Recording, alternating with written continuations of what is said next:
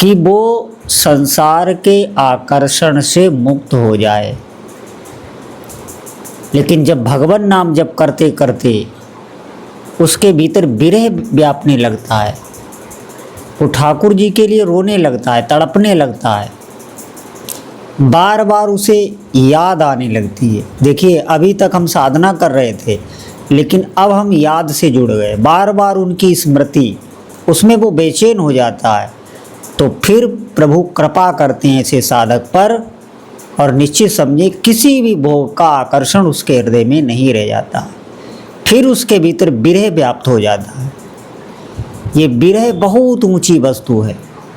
इसमें जितने भी जन्मों के हमारे भीतर जो अभाव बना हुआ है कि हमें भगवान का दर्शन नहीं हुआ, इसीलिए भोगों की तरफ भागते रहते हैं, भोग भोगते हैं, फिर भोगों से हमें अरुचि हो जाती है, भोग भोगते हुए हम रोगग्रस्त भी हो जाते हैं। लेकिन हमें ऐसा लगता है कि भोगों में सुख है, भोगों में सुख है, फिर हम पछताते हुए चले जाते हैं। ऐसे कई जन्मों तक हम यही करते रहे। वो जितना अभाव है वो उसका अभाव विरह से नष्ट हो जाता है। विरह बहुत ऊंची स्थिति है और ये कठिन नहीं है, आप समझें। ये भगवान नाम जब से स्वतः ही आ जाएगी। आप ईमानदारी से विश्वास पूर्वक नाम जप करिए। नाम साधना ही प्रेम उपासना है। नाम जप करना प्रेम की उपासना है। आप इस बात को समझें। जब आपके भीतर विरह व्यापेगा, फिर आप कहीं भी हो, जो भीतर आपके अभाव बना हुआ था, जो ठाकुर जी से दूरी थी, या जो भी आपके उपास्य देव है उनसे जो दूरी बनी हुई थी, जिससे में भय क्लेश ये सब होता था, ये सब नष्ट उसका हो जाता है विरह से। अनंत जन्मों के पाप और पुण्य दोनों नष्ट हो जाते हैं विरह से। देखिए, ध्यान देना, विरह से पुण्य भी नष्ट हो जाते हैं, क्योंकि आपको पुण्य भोगने के लिए फिर संसार में आना पड़ेगा। अगर आपके पाप नष्ट हो गए तो पुण्य तो हैं।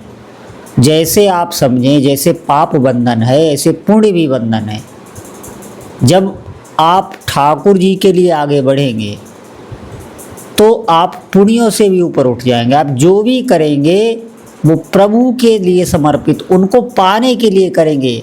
ये नहीं करेंगे कि इससे हमें ये मिलेगा। कोई भी आप कार्य करेंगे उसमें आपकी बुद्धि ये नहीं रहेगी कि इस कार्य को करने से हमें ये फल मिलेगा। जो भगवत प्रेमी है उसके भीतर ये धारणा ही नष्ट हो जाती है। विरह से सब पाप पुण्य नष्ट हो जाते हैं, फिर वो व्याकुल हो जाता है प्रभु के लिए। और विरह में आप ये न समझें, विरह में भगवान उससे दूर नहीं होते। आप समझें, विरह का मतलब ये नहीं है जो एक सांसारिक विरह में व्यक्ति हो जाता है, सदमे में पहुंच जाता है, अपने शरीर को भी नष्ट कर लेता है। ऐसा कुछ नहीं है। जो भगवत विरह है वो बहुत ऊंची स्थिति है, वो बहुत आनंद की स्थिति है। ये विरह को तो सब अच्छे अच्छे योगी, यति, सन्यासी सब मांगते हैं, लेकिन उन्हें नहीं मिलता है। लेकिन भगवान नाम जप से सरलता से मिल जाता है। तो हम अपने भीतर यही धारणा रखें कि ठाकुर जी के लिए अगर आपके भीतर विरह आ गया तो वो अब दूर नहीं है। आप निश्चित समझें, जितना साधक तड़पता है, क्योंकि प्रभु सबसे बड़े प्रेमी हैं। आप ये समझें, जो भगवान हैं उनसे बड़ा कोई इस जगत में प्रेमी नहीं। प्रेम का अगर कोई निर्वाह करना जानता है तो सिर्फ ठाकुर जी ही जानते हैं। और इसीलिए प्रेमियों की जितनी कदर प्रभु के हृदय में है उतनी आपको कहीं नहीं मिलेगी। आपके प्रेम की, आपके विश्वास की, आपके मन के भावों की अगर कहीं कोई रक्षा कर सकता है तो वो सिर्फ और सिर्फ हमारे ठाकुर जी ही कर सकते हैं। आपके उपास्य देव कोई भी हों, सबका एक सा ही हृदय है और वो सब एक ही हैं।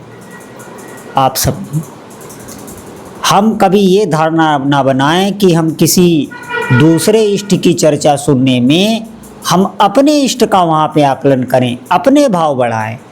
क्योंकि ये चर्चा कोई एक देशी नहीं है, ये सबके लिए है।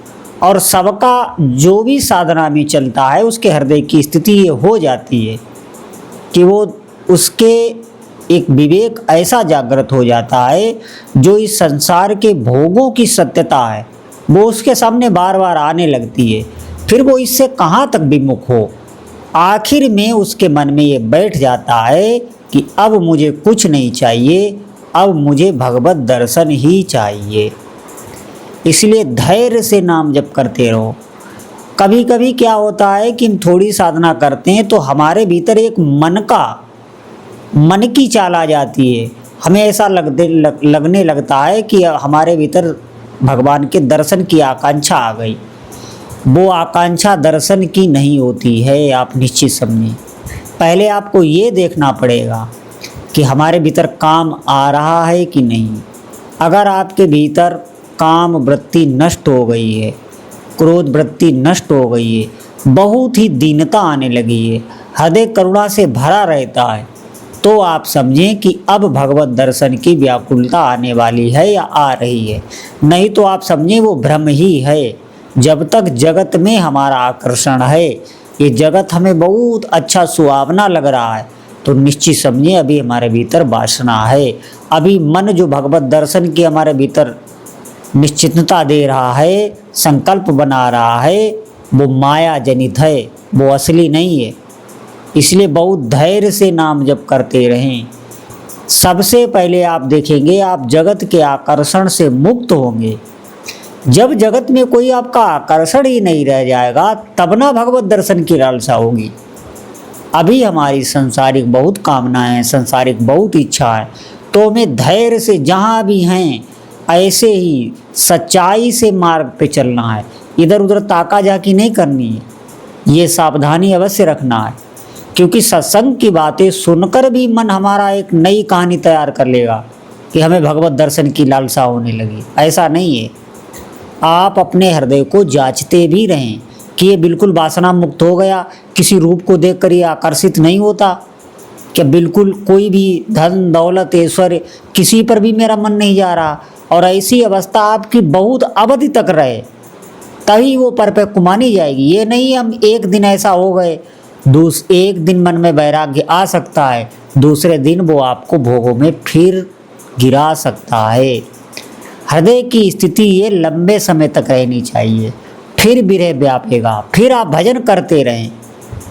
ऐसा नहीं है ये बहुत ही जल्दी का मार्ग है। आप धैर्य से नाम जप करते रहें। निश्चित प्रभु के मार्ग में आप ये समझें एक एक भगवान नाम जप आपका काउंट हो रहा है। आप भले ना काउंटर से नाम जप काउंट करें, आप ऐसे ही जपें, लेकिन प्रभु काउंट कर रहे हैं। जब सृष्टि का एक एक कर्म कोई छुपाया हुआ कोई व्यक्ति पाप कर्म कर रहा है, उसका भी आप देखेंगे उसे दंड मिल रहा है, निश्चित दंड मिल रहा है। तो आप भजन कर रहे हैं, आप काउंट करें या ना करें, तो क्या आपके भगवान काउंट नहीं कर रहे हैं? आपका ये कर्म एक एक नाम जप आपको निश्चित समझें आपको मिलने वाला है। आप विश्वास करें और धैर्य से जपते रहें। हमारे कहने का ये मतलब नहीं है कि आप काउंट करना छोड़ दें। भजन प्रारंभ में एक निश्चित संख्या से ही आरंभ करना होता है और उसको लंबे समय तक चलाना होता है, तभी मन जप कर पाएगा। आप एक दिन भी अगर अपना नियम में शिथिलता लाएंगे तो दूसरे दिन मन वही बात पकड़ लेगा। ये ध्यान रखना आप। ये मन ऊंचाई पर चढ़ना नहीं चाहता है। मैं बार बार बता चुका हूँ, नाम जप मंत्र जप भजन का मतलब है कि ऊपर चढ़ना, और ये चढ़ना नहीं चाहता, इसे नीचे उतरने में आनंद आता है, भोगों की तरफ। तो भजन बहुत कठिन भी है और बहुत सरल भी है। अगर हम सत्संग के माध्यम से बहुत समझ के साथ चलें, हमें इतनी जल्दी व्याकुल नहीं होना है, भड़बड़ाना नहीं। आप धैर्य से जहाँ भी हो वही साधना करते रहें। आप देखो संत जनों तक वो कितने धैर्य से साधना करते रहते हैं। और ये तो आज इतना तो सुलभ हो ही गया है कि आपको किसी न किसी माध्यम से सत्संग मिल रहा है। आप निश्चित समझिए, इससे अधिक कहीं कुछ नहीं है। जो सत्संग आपको हमारे द्वारा, हम तो एक तरीके से आपको कहें कि अभी हम साधना में हमारी एंट्री तक नहीं हुई। हम उन महापुरुषों की बात कर रहे हैं जिनका यश इन संसार में व्याप्त है। हमारे श्री वृंदावन धाम के पूज्य प्रेमानंदी महाराज, पूज्य विनोद बाबा, पूज्य श्री राजेंद्र दास जी महाराज और भी कई संत हैं, इनकी सबकी वाणी का प्रकाश ये जब तक आपको सत्संग मिल रहा है, ये भजन में आपको उठाएगा। आप निश्चित समझें, महापुरुषों की दया से ही कोई आगे बढ़ पाता है। आप इन संतों की बाणी पकड़िए और अधिक से अधिक भजन कीजिए, जितना हो सके आप नाम जप कीजिए। और जहाँ से भी आपको जिसकी भी बाणी से भजन में सहयोग मिले, आप भजन करिए। मुख्य हमारा उद्देश्य है भजन करना, भजन से ही कार्य बनेगा। आगे आप देखेंगे आपको सब रास्ता दिखने लगता है, वो भजन ही आपको दिखाने लगता है, वो बुद्धि में विवेक बैठ जाता है।